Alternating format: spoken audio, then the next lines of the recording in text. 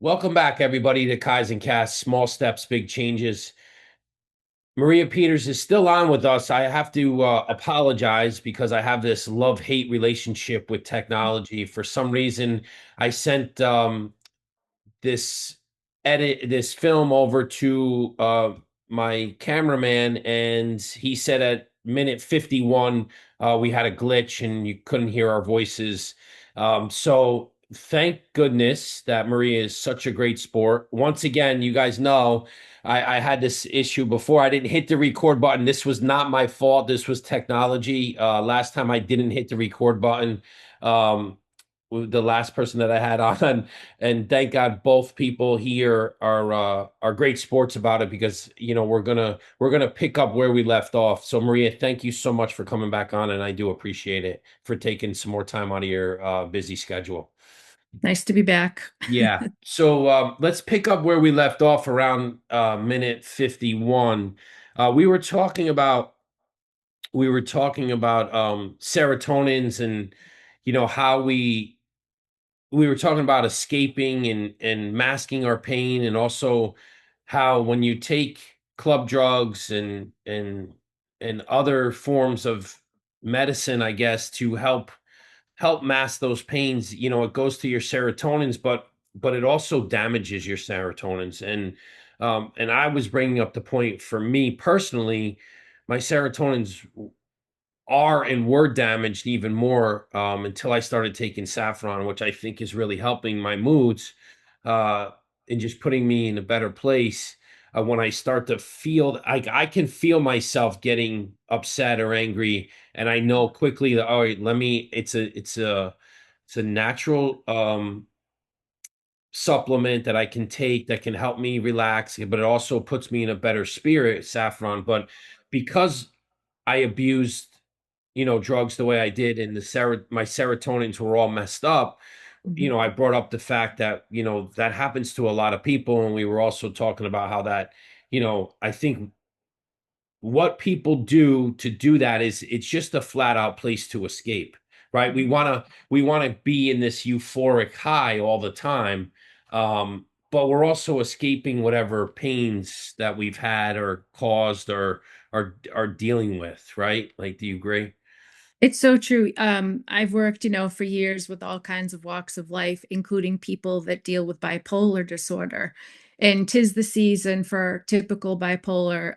Spring, summer is where the mania comes out, the hyper impulsive and promiscuous and just overly extra, risk-taking stuff comes out. Can I ask And it you, I don't mean usually, to cut you sure. off, but it's very interesting to me. Why do you think it happens now during spring? Because everybody's pent up in the winter, and like the flowers are blooming, and like the I sun is. mean, a lot of them have a lot of people I talk to have the low vitamin D too. So I feel like there's got to be. It was funny when you were saying saffron, vitamin D, sunshine. As soon as I'm outside, I just feel that euphoria, that I had back in the day of binge eating disorder stuff.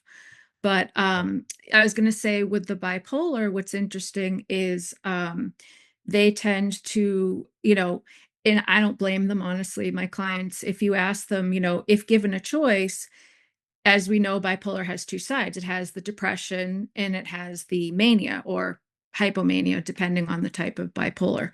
But basically, what I was going to say is I noticed that they will tell me by choice they would much rather be manic and euphoric and all that. So it goes right to kind of what you were just saying, right? About the whole, wouldn't we rather want to be euphoric than, who wants to be depressed and suicidal and all that instead of feeling like you're on top of the world? So, yeah, I mean, I would choose mania every day too if I could. I, I guess, and now that actually, that's crazy that you bring that up, because I think about myself and I'm like, man, am I bipolar? Like, like I actually, there's parts of me that, like, I love that euphoric state. That euphoric feeling is really good. Like when I get that burst of euphoric feeling, it's amazing. Like, and it doesn't happen. I want it to happen every minute of the day. So I don't know. Maybe it's I don't know if everybody. everybody's brain works like mine, so maybe it's not normal. I don't know, but I know I'm in a way better place now.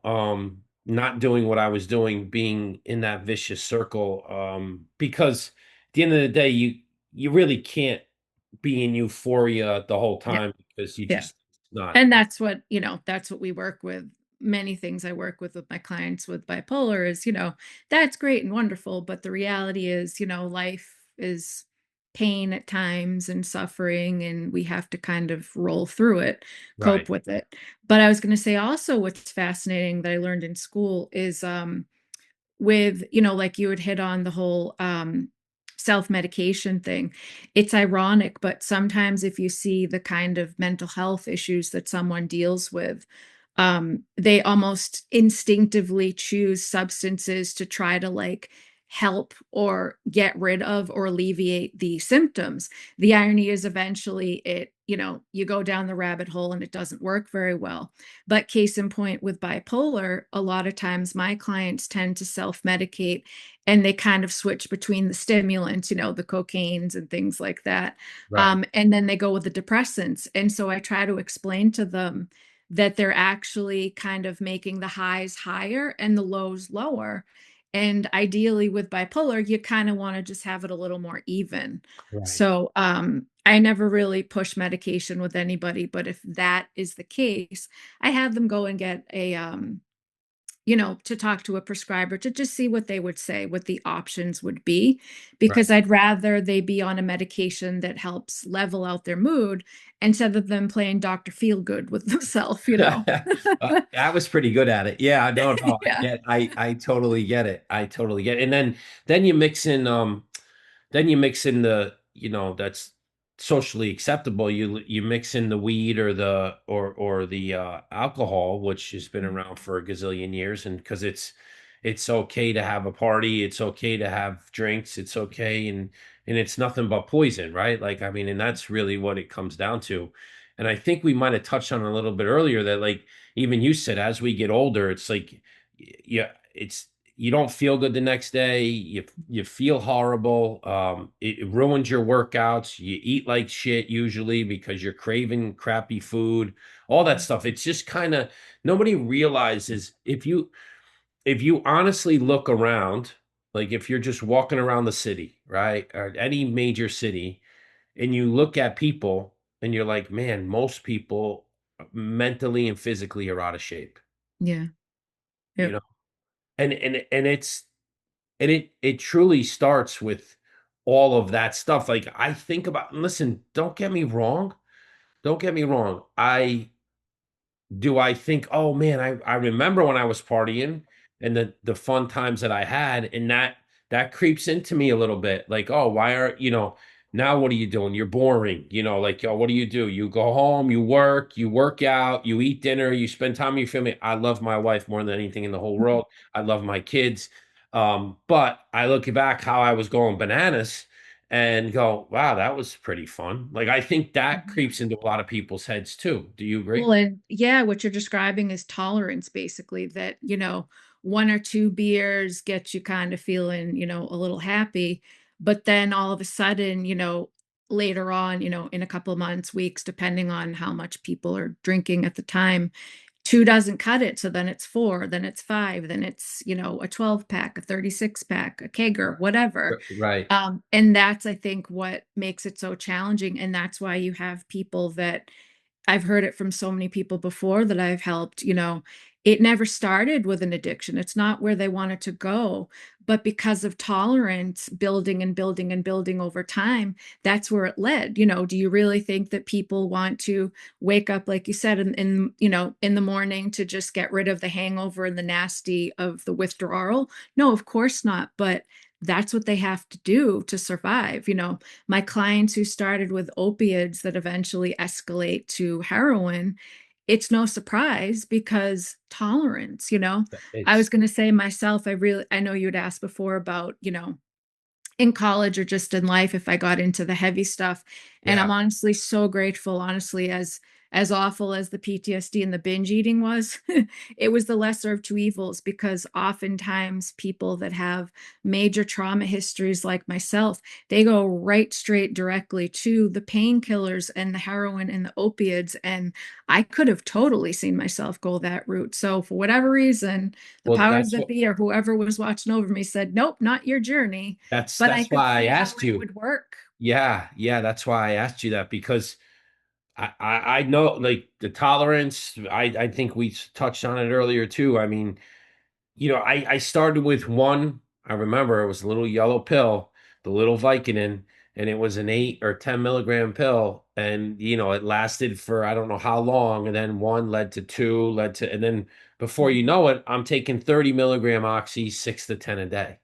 That Yeah. should kill like a horse. Like, so the tolerance level, I couldn't get it was incredible. And that's literally so when I tell that, so now you can validate this because people didn't believe that I was doing this, but if I literally told that story where, I went out on the balcony and I basically looked up to God at the time where I didn't really wasn't speaking with or believing in. So I really was talking to my father who passed on my birthday, which we did touch on earlier too. And I said to him, I go, Pops, all right, here's the deal. My next step's heroin because I know that's the next step and it really wasn't even about the money. It was about me not getting that same feeling of that high. Hmm. I knew if I went to heroin, I would definitely. I mean, I never was with people that did it, but I saw enough people on YouTube or like wherever that or whatever TikTok or people doing heroin that you're definitely getting high. You're gonna conk out high, and I just for whatever reason that was the time, and that's why, like I said, the tolerance was through the roof. But I It's was also interesting. I was yeah. gonna say with the you were saying about the oftentimes we want to numb out or we want to numb the pain. And it's funny because it's, I I understand how challenging, substances can be in combination with mental health, dual diagnosis as we call it. And but what's interesting is I realized over time, what worked really well for a lot of my clients that were dealing with kind of two different things um, is I said to them, I get it, I validate it, I understand the need to numb the pain and to not feel the feelings. But I reminded them, you know, we're numbing out to the good stuff too. And they were like, oh, I never thought about that, Mm, So my client who loved, being the coach to their kid's soccer game, well, you're missing the good stuff. You're missing, you're not feeling the feels, so to speak. true. And the more because the pendulum, the yin and the yang of life, the pendulum swings the other way too. So if we're being honest with ourselves about life, if we're numbing out the pain, we're numbing out the happiness and the potential good stuff too. So that's kind of an interesting, you know, point to bring to people. And I'm like, so they say when you first do early sobriety, you feel the feelings for the first time ever again, and it's scary. But wouldn't you rather feel the good stuff again over time than just feel It's nothing ever again? it's amazing that you brought that up. I guess this is why I do these. These are also um this is great healing for me too because I learn from people like you that are much smarter than me. But I've lived this, so like I get everything you're saying, and I didn't even realize. It's funny. I guess I do subconsciously realize this because having 5 kids total, and now raising an 11-year-old again. I say this to Mason all the time. I'm like, Mason, you get the best version of me now. And that part of what you're saying is because I do feel the good stuff. Like, he Mhm. just put his baseball glove down. He's 11. He's been playing baseball since he was 7. And I think a lot of it was his older brothers, that are unbelievable players. He loves them to death and he's following in their footsteps, but it's not really his thing. And he's taken a passion for golf. And I just said to him, I go, I don't know what the old T would have been like. I would have been maybe pushed him to keep playing. This T is like, I want you to be happy because I could feel the happiness. I don't know if I was feeling the happiness as much as I love the success and helping my kids and coaching them. Um, I was. numbing out the happy parts too, which is, I apologize to him too. So I guess subconsciously I know that I was doing something wrong. I mean, outside of what I was doing to myself, but not fully being there present for Mhm. them. Um, yeah, that one hit home. That one hit And home. another one that's cool too that I've told people, I'm Greek and Italian. I use a lot of metaphors and I'm Yeah, very creative and colorful with my yeah, examples. right. But I think of like, a blanket. So that's how I think of, like you said, with life, as far as when I describe coping skills and how to, deal with the difficulties of life. Like, the substances, the negative coping skills, the self-harm, all the vices we've talked about. I kind of explain to people, well, that short term, that works short term. And oftentimes the brain of addiction is not really thinking about future, it's thinking about now. But Mm. I try to remind people, nothing against the, Dollar Tree or something blankets. Like that's short term. That's, addiction, that's vices, that's doing the stuff that doesn't really serve us a longer purpose for our life. But wouldn't you want, wouldn't it be amazing to have like the fancy pantsy, Bed Bath and Beyond, which doesn't exist anymore, but Right. Macy's brand, like the fancier blanket, that's where life is at. That's the true ability to rise above all the things that you talk about on your podcast. It's we want to get to the more substantial, the more long lasting blanket of life. Yeah, I agree. I agree with you 100%. Do you think that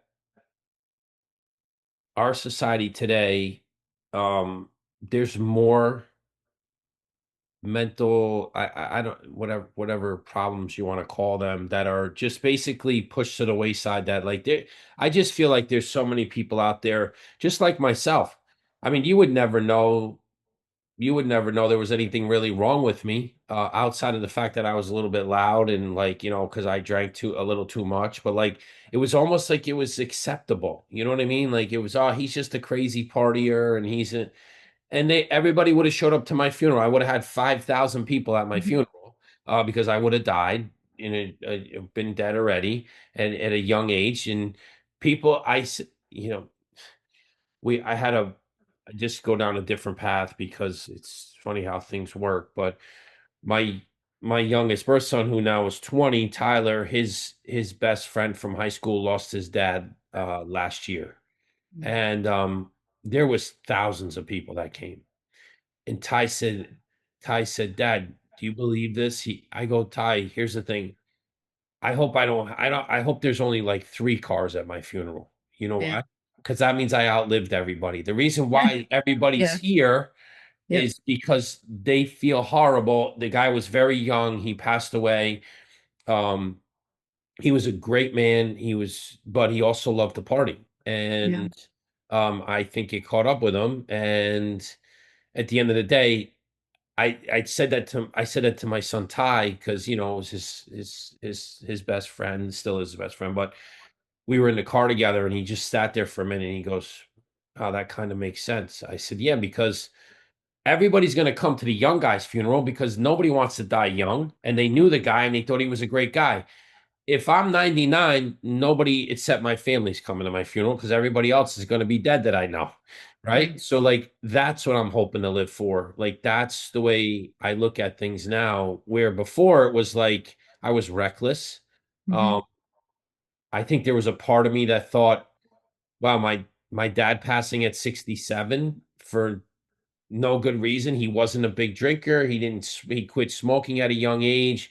You know, the thing he loved to do the most, being a plumber, is what killed him, asbestos, like being around all that shit at a young age, not wearing the hazmat suits because they didn't do that shit there. He used to walk in with a handkerchief on his mouth and it's probably smoking a cigarette, never mind with all the stuff they have now, because they didn't even know what it did to your body, right?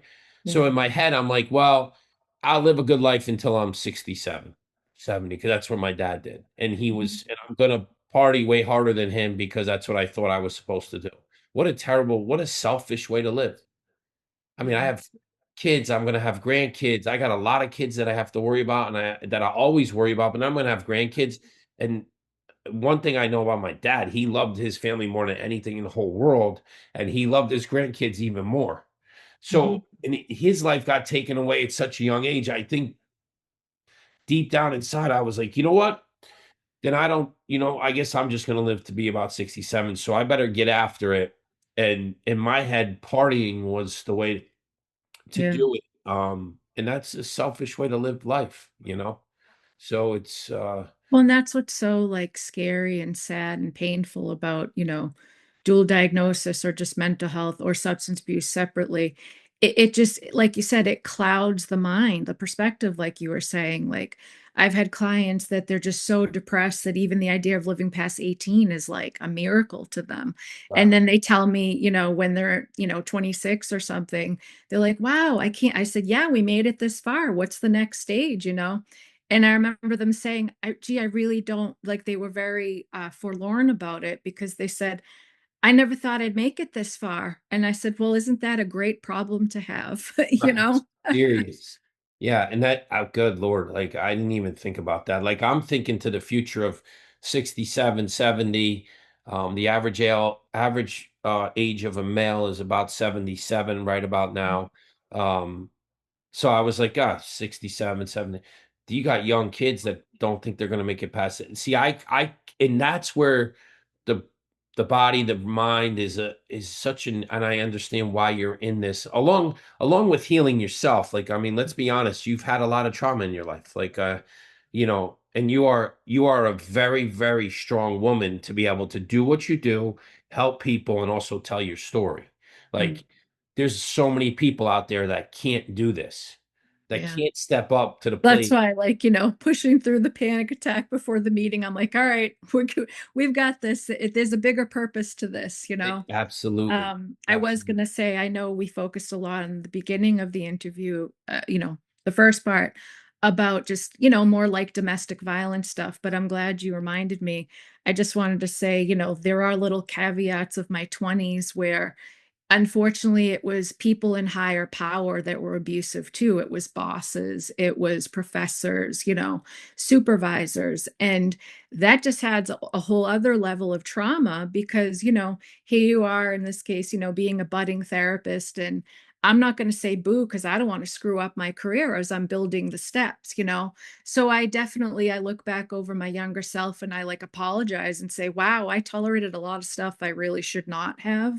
Right. And for the sake of career and just being afraid, I'll never forget, um I worked in a hospital in my early 20s for like a mini internship kind of a thing that was part Okay. of Northeastern.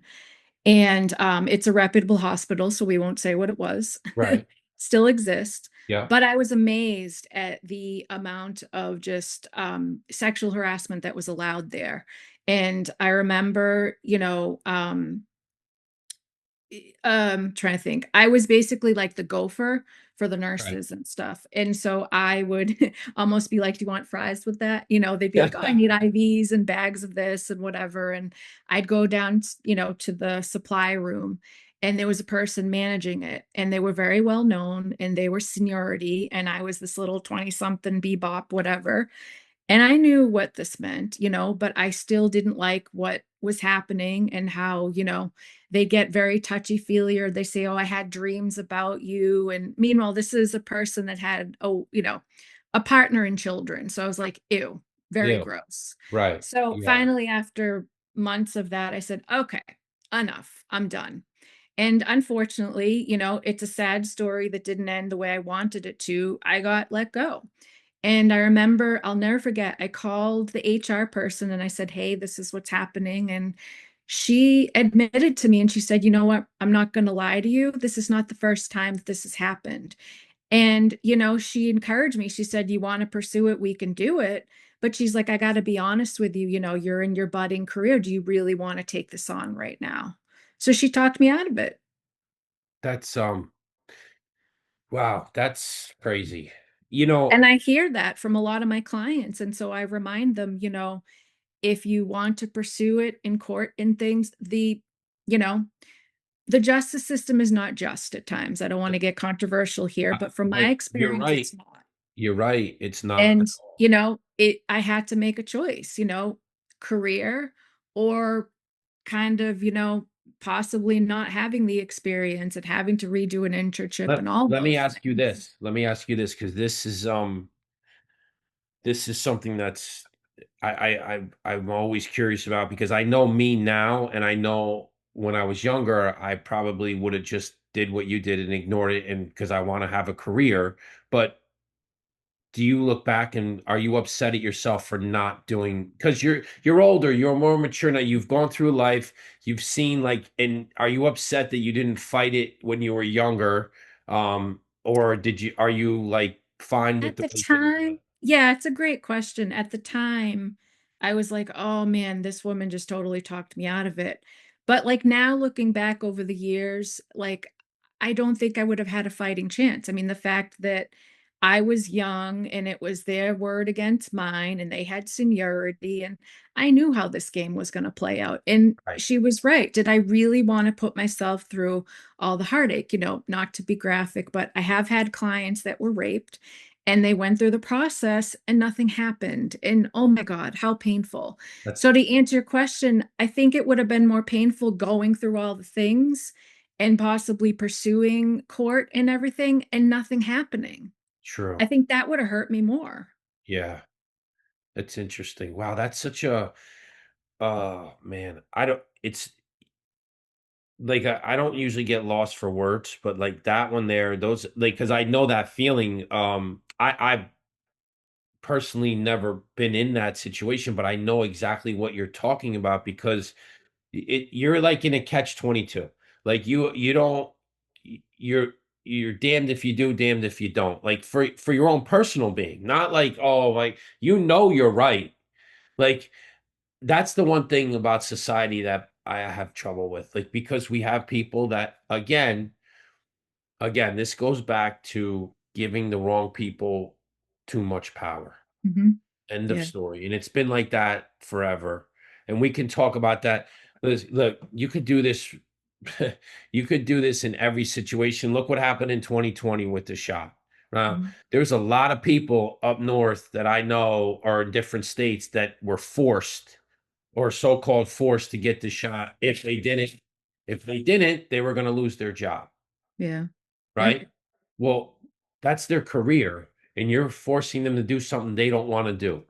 And It's to even, to go a little bit down that rabbit hole, it's very common that people will go into career paths of higher authority to be able to abuse. And mm, isn't that sad? that's very sad. And I've had that experience with a couple of different areas in life and just, at least now I can live to tell the tale and help my clients and other people about it. But it saddens me and it shouldn't have to be that way. We should have it be more just and fair, but it doesn't work that way sometimes. God, like we always say, nobody's perfect, and God didn't put perfect people on this earth. And when you add power and money to things, it makes it even worse. And that's the whole thing. Like once in people like that, it's not always not only just worshiping the money, but they worship the power more than the money sometimes because they have control. And Mhm. they and that sometimes I would like to know, does that stem back from when they were a child and they were bullied or they like because people flip the switch and be like now okay I this happened to me when I was young and I was so now I'm gonna do it to everybody else that I know and I don't really give a shit. I It's true. It fascinates me because we'd all be little sociopaths, honestly, in that case, because we all come from something, like you said, we all have skeletons in the closet of some sort, whatever they are. And we could easily justify our, bad acts, our negative behaviors, even volatile behaviors by saying, well, it was done to me, so I'm just going to repeat the cycle. But I think the hardest part and the more, the right path, if you will, the better path, is to do the opposite, to say, well, I was raised with this and I dealt with this and I'm not going to be that person. And that takes a lot of effort. It would be so easy to just go right down, apple doesn't fall far from the tree. But right like I said, if we did that, we'd all be, locked up. I, true, true.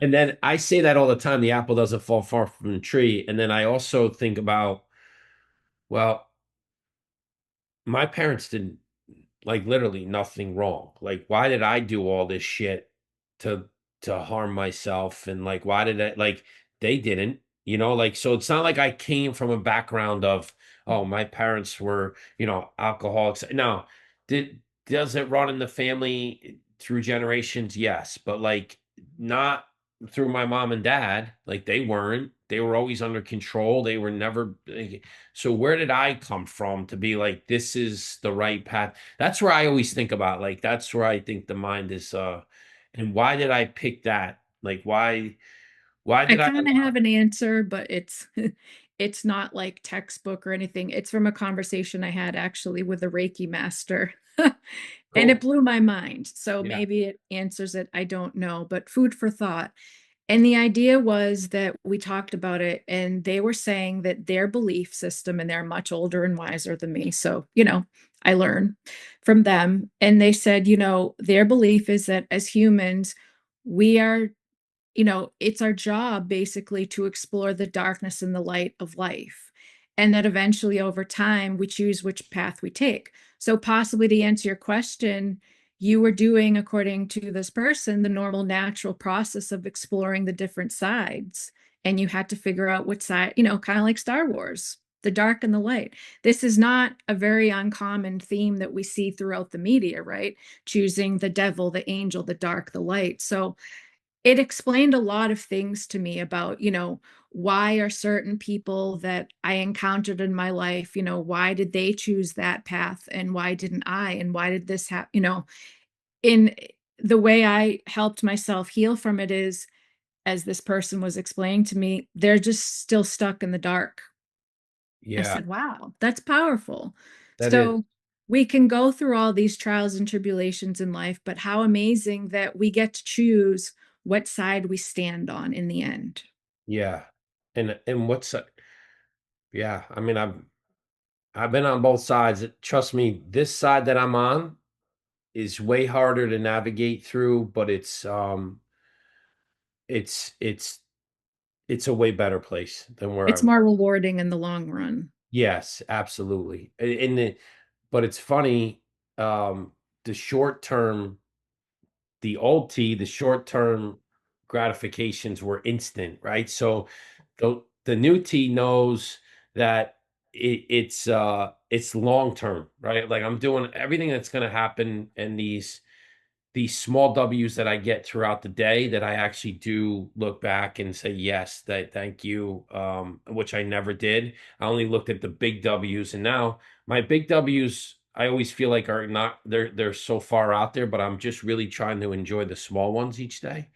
And yeah, I've changed my outlook on life with that. And it's something that's it's hard because I don't have great patience. Mhm. And I think that's another one of my downfalls, which I'm working on. But I think once we stop having purpose, and once we stop, the word that stuck out in my head when you said this was learn. You're still learning, right? You've had a lot of stuff happen to you, and you've, instead of being the victim the whole time, you've come to learn and try to fix it and try to help people. And I think that's something that's important because most people don't know how to do that or don't want to. It's interesting. I know we have to go in a few minutes, but I Yes. remember my therapist when I first met them, about 5 or 6 years now, which man, time flies. Yeah. She's, significantly younger than me, but you can just tell she's got a heart of gold. And I remember we did, a very similar, a common practice when you first meet a clinician is just like you do a timeline, right? You explain, okay, when I was this year, how old I did this, and when I was this old, this happened. And she kind of like said it to me, and it like never dawned on me. And she said, you have, if I look throughout my life, there's a common thread. And the common thread is unfortunately abuse and having low self-esteem and feeling damaged goods and all of that.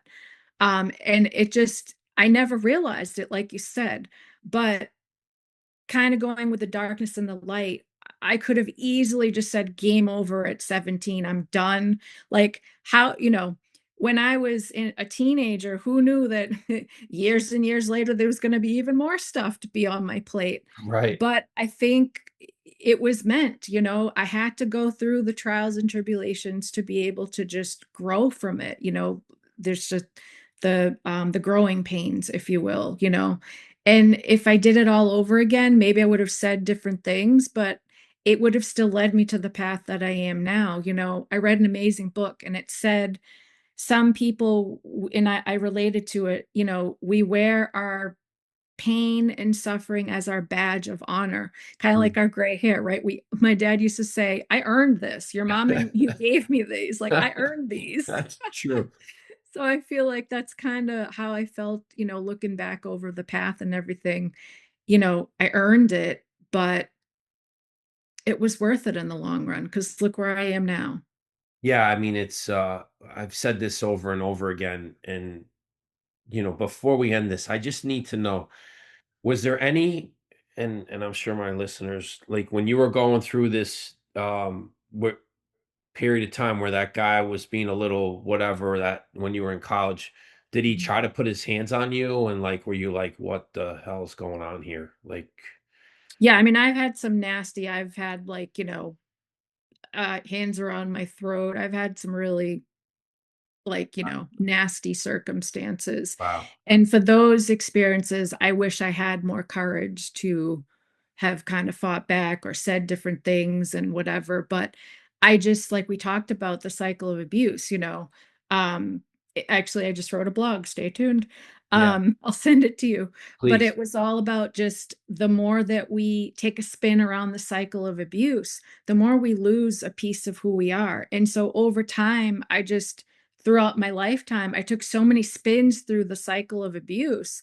I was barely anything at the end. So I didn't have the fight in me. And that's what I love when I work with clients that have they're trying to get through you know, the adversities that they're going through, especially with trauma. I love telling them that, like, over time, we're going to build you back up to a person that you're going to love again. And it's going to take time, but in time you're going to recognize yourself in the mirror again, but for a while you don't know who that person is. I didn't like who that person was in the mirror. I didn't recognize her, and I always knew there was a fighting spirit in me, but it got squashed from all the trauma. And now you're back and fighting like a bulldog. Congrat- Trying. Congratulations. That's amazing. And actually share, before we end the podcast, just share your, if you want to, share your blog with everybody so people can listen. I mean, is Oh, that sure, I was going to yeah, say, yeah. please. So I work for an amazing company like a Phoenix, and we have a blog. And the boss is amazing. I mean, I've worked with many bosses before, and she just gets it. After 26 years of doing this, you kind of know when you've got a good thing. And we do, and we collaborate. And I am blessed to work from home. But she created the idea of putting articles and blogs on our website, which is likeaphoenix.net, and it's to give resources free. Who knew free resources are not free these days. That's for sure. So, but I loved the idea when it was presented to me to be able to just give more resources to people that don't have access to therapy, don't have the finances, don't have the ability. But this day and age, we have all access in the world. Almost all of us have access to the internet, to the computer. So what a beautiful way to just again pay it forward in a different way. Not to discount being a counselor, but I always kind of wanted to do a little more. So Right. here we are.